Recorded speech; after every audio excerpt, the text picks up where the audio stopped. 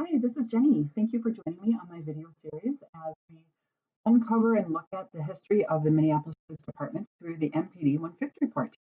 I guess, unofficially calling this my uneducation of unlearning some of the history that is taught in history books and learning the history as it happened to people in the Black and Native American communities.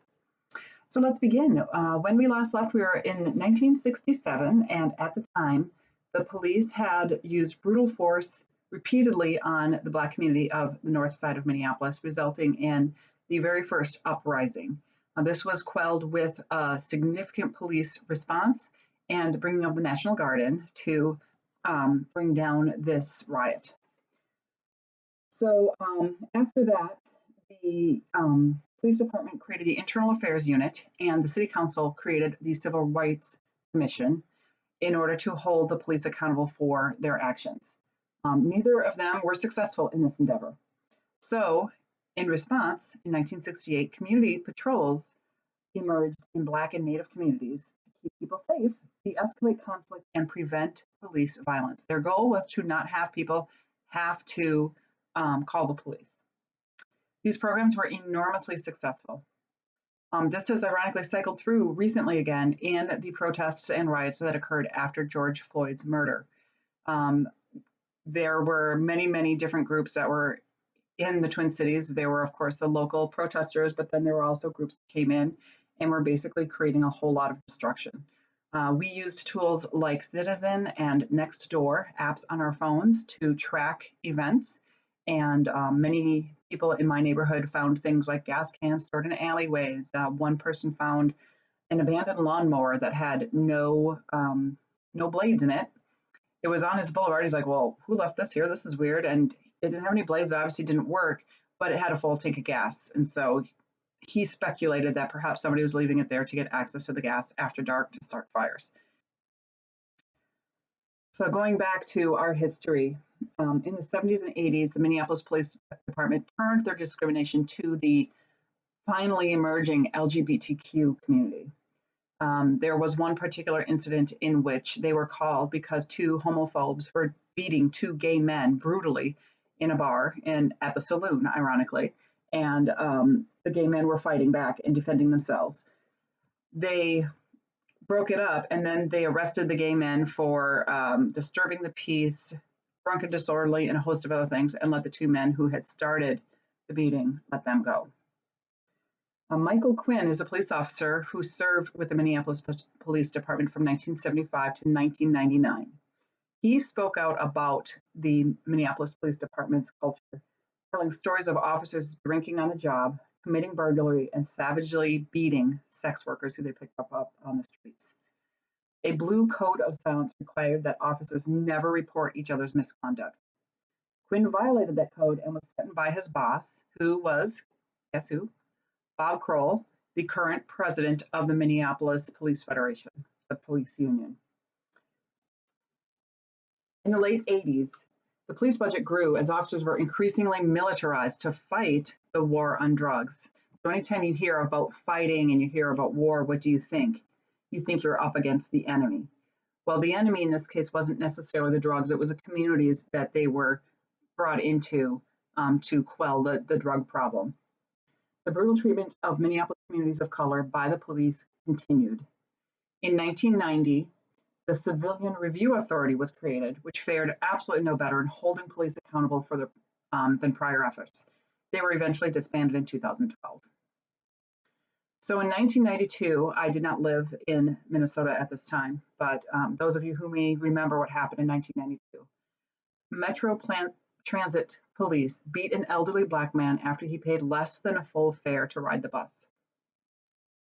Let me say that again. Just think about this. Metro Transit police beat an elderly Black man, brutally when he paid less than full fare to ride the bus. The Black community was so incredibly upset at the treatment of this person that a group of youth later that night ambushed and killed police officer Jerry Hoff. In retaliation, the police force targeted many community members who had nothing to do with the shooting and terrorized them. They also used this event to demand more funding for drug enforcement and gang control.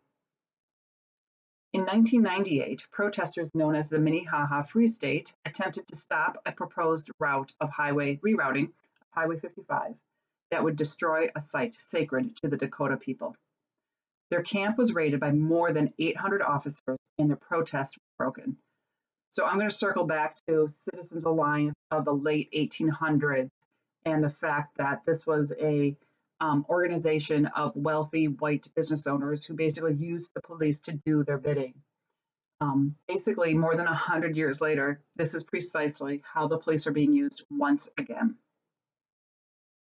In 1999, Minnesota, State Representative Rich Stanek led an effort to repeal residency requirement for police officers. The bill passed, making it illegal for local governments to require that officers live within city limits. That law is still in force, and as of the murder of George Floyd, the vast majority of Minneapolis police officers live elsewhere. They do not live in the communities in which they serve. By the way, Rich Stanek is currently the Hennepin County Sheriff, who's first elected in 2007 and still holds that seat. After another unjust Black death at the hands of police in 2003, the Police Community Relations Council was formed to try and improve police community rapport. Again, we're seeing this cycle that started in the late 60s of police brutality, community outrage, try to reform, slide back to old ways, police brutality. It's just a cycle, and we've been in it for over 50 years. It's time that we do something different. In 2007, 5 Black officers, including current police chief Madaria Arredondo, sued the department for discrimination and demanded departmental reforms. The city settled the lawsuit for $2 million, but did not have any reform requirements, so they didn't have to make a single change to their culture. It goes on and on of, in 2015, an unarmed Black man was killed by the cops in North Minneapolis. Hundreds of community members occupied Plymouth Avenue outside the 4th precinct for 18 days. The history of policing in Minneapolis and across the country has taught us that it doesn't matter who runs the city. It doesn't matter who the police chief is. The police cannot be controlled. The department was built on violence, was built on suppressing Black and Native American communities back in 1867, and 150 years later, to this day, is still acting on those same premises. So before closing, I would like to read the names of the people who unjustly lost their lives at the hands of the Minneapolis police. This is just the Minneapolis police. This is not incidences that have occurred across the country. In the 150-year history that was reviewed. Lillian Weiss, Lloyd Smalley, Tysel Nelson, Julius Powell, Fong Lee, David Smith, Jason Yang, Terrence Franklin, Ivan Romero, Jamar Clark, Philando Castile, Justine Damond, and most recently, George Floyd. Looking back at this history, we can see that we are in a cycle, and this cycle is not going to end anytime soon. These are all the various oversight groups that have been created over the years to try to control the Minneapolis police. We don't need another one. We don't need another one who's going to try for a little bit, make a few reforms, and then nothing will happen. Thank you again so much for listening. Till next time, when we tackle what's happening right now.